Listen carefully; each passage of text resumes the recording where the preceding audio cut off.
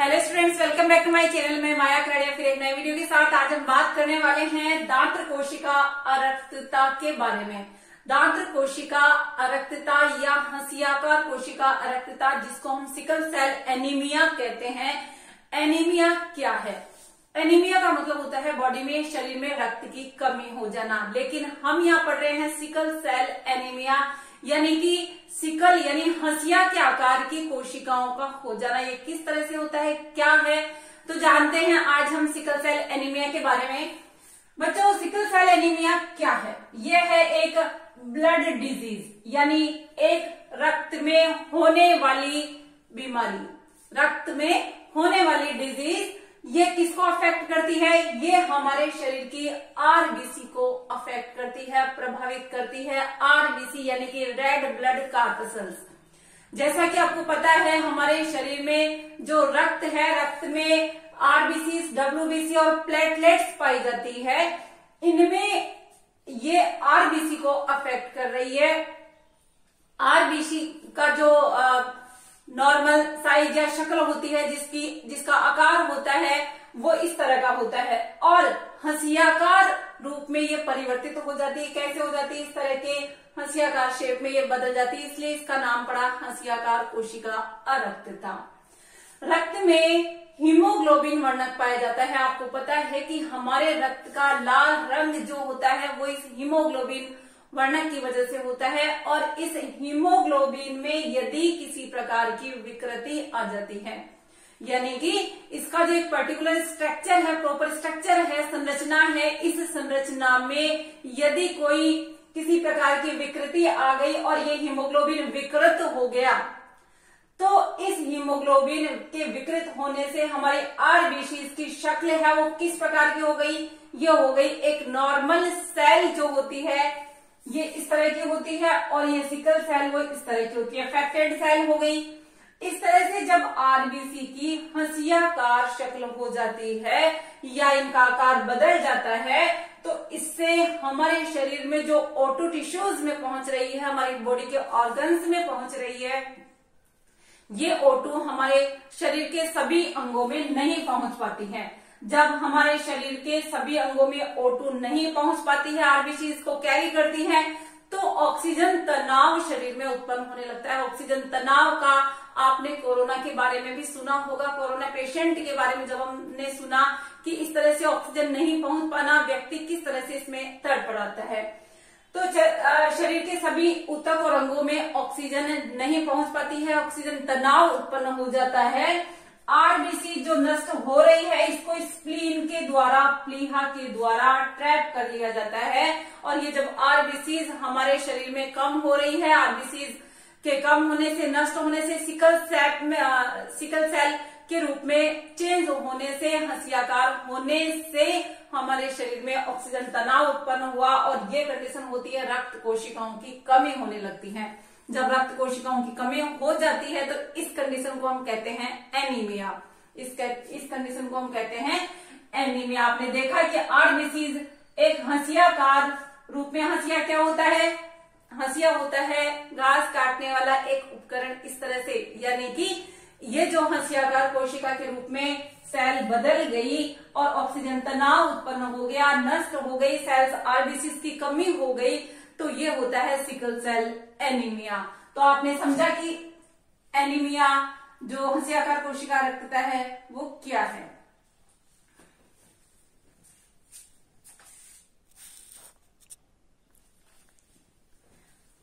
चलिए इस विकार का कारण देखते हैं कि ये जो एनीमिया हुआ है, हंसियाकार कोशिका अरक्तता, इस विकार का कारण क्या है? इस विकार का कारण है हीमोग्लोबिन अणु की बीटा ग्लोबिन श्रृंखला की छठी स्थिति में एक एमिनो अम्ल का स्थान परिवर्तन। कैसे हुआ? इस एमिनो अम्ल में ग्लूटामिक अम्ल का वैलीन के द्वारा प्रतिस्थापन। क्लियर हुआ? ग्लूटामिक अम्ल का वैलीन के द्वारा प्रतिस्थापन हुआ। कैसे हुआ? ग्लोबिन प्रोटीन की जो श्रृंखला होती है, इसमें ग्लोबिन प्रोटीन जीन के छठे कोडोन में GAG का स्थान GUG के द्वारा बदल दिया जाता है।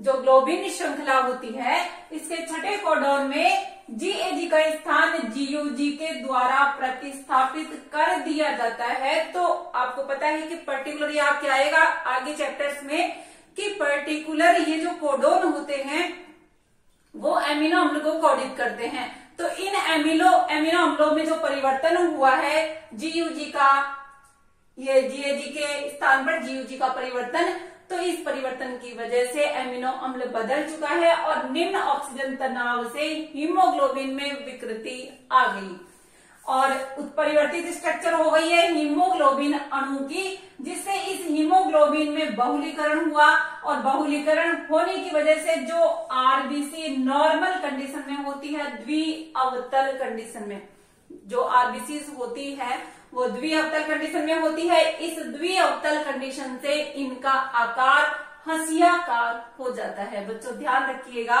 कि इन आरबीसी की जो शक्ल है, जो आकार है वो बदल गया, द्विअवतल से ये हो गया हंसियाकार कोशिका के रूप में परिवर्तित हो गया। कारण समझ में आया इस विकार का? इस विकार का कारण है ये जो एमिनो अम्ल है, इसमें ग्लूटामिक अम्ल का स्थान किसने ले लिया? वैलिन ने। ये प्रतिस्थापन हुआ जिससे ऑक्सीजन तनाव उत्पन्न हुआ और हीमोग्लोबिन में ये जो विकृति आई है जिससे कि आरबीसी की शक्ल बदल गई, आरबीसी का आकार बदल गया, ये हंसियाकार हो गई इस ऑक्सीजन तनाव के की वजह से। तो इस तरह से अब आपको इसकी वंशागति में समझाती हूँ। विकार का कारण आपको समझ में आया होगा, आप इसको नोट डाउन कर लीजिए।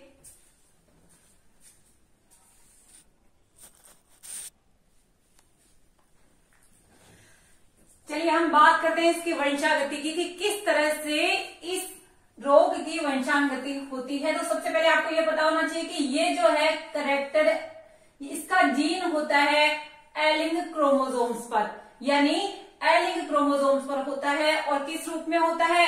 अप्रभावी के रूप में। जैसा कि मैंने आपको अप्रभावी और प्रभावी की वंशागति के बारे में बताया था वंशावली विश्लेषण में, तो यहां पर आपको देखना है कि ये ऑटोसोम्स पर पाया जाता है, एलिंग गुणसूत्र पर पाया जाता है और किस रूप में? अप्रभावी के रूप में। अप्रभावी कैरेक्टर यदि होता है तो वो वाहक का कार्य करेगा। अब देखिए कैसे होगा? जनक से संतति में कब जाएगा? जनक से संतति में बच्चों तब जाएगा ये जब दोनों जनक जीन के वाहक है, विषम युग्मजीव है, तो ये जनक से संतति में जाएगा। देखिए किस रूप में? अब आपको वापस ध्यान देना है अच्छे से कि नॉर्मल जीन को हम इस तरह से लिखते हैं HBA। देखिए ये जो है इस अफेक्टेड जीन को अपने कैरेक्टर्स शो नहीं होने देता, उत्परिवर्तित कंडीशन को हम शो कर रहे हैं HBS के द्वारा और नॉर्मल को हम HBA के द्वारा प्रदर्शित कर रहे हैं।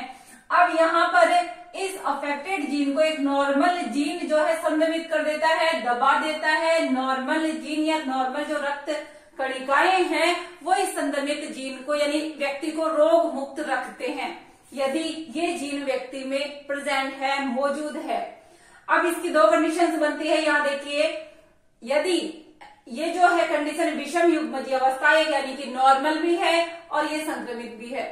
अब इस कंडीशन में विषम युग्मजीय अवस्था में इस जीन का प्रभाव इसको दबाएगा क्योंकि अप्रभावी के रूप में है, ये अप्रभावी के रूप में है और ये जो है प्रभावी के रूप में है। तो व्यक्ति क्या होगा?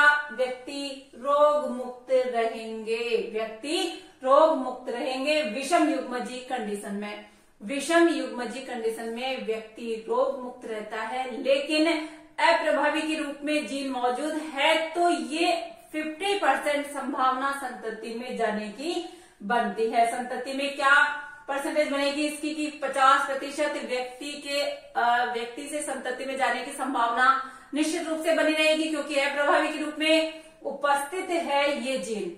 चलिए आगे देखते हैं, ये जो है समयुग्मजीय कंडीशन। समयुग्मजीय कंडीशन में इस रोग का जो जीन है ये मौजूद है, उपस्थित है, तो निश्चित रूप से व्यक्ति रोगी होगा और इस एनीमिया डिजीज से व्यक्ति ग्रसित होगा। तो ये जब संतति में जाएगा तो 100% ये संभावना बन जाती है क्योंकि व्यक्ति ऑलरेडी इस रोग से ग्रसित है। तो आपको पता चला कि ऑटोसोम्स पर ये जीन पाया जाता है, लेकिन जब जनक दोनों ही वाहक है तो निश्चित रूप से संतति में जाएगा। और यदि ये जो है विषम युग्मजी कंडीशन में है और समयुग्मजी कंडीशन में है तो विषम युग्मजी में व्यक्ति रोग मुक्त रहेंगे, समयुग्मजी कंडीशन में आते ही व्यक्ति निश्चित रूप से इस रोग का ग्रसित हो जाएगा।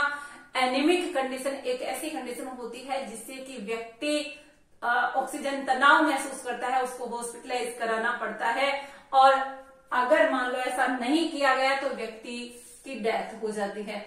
तो ये हंसियाकार कोशिका अरक्तता क्या है, किस जीन की वजह से होता है, कैसे संतति में आता है और किस तरह से कोशिकाओं का आकार बदल जाता है, ऑक्सीजन तनाव उत्पन्न हो जाता है, ये आज आपने समझा। अगर चैनल को सब्सक्राइब नहीं किया है तो गाइस चैनल को सब्सक्राइब कर दे। Okay, thanks for watching.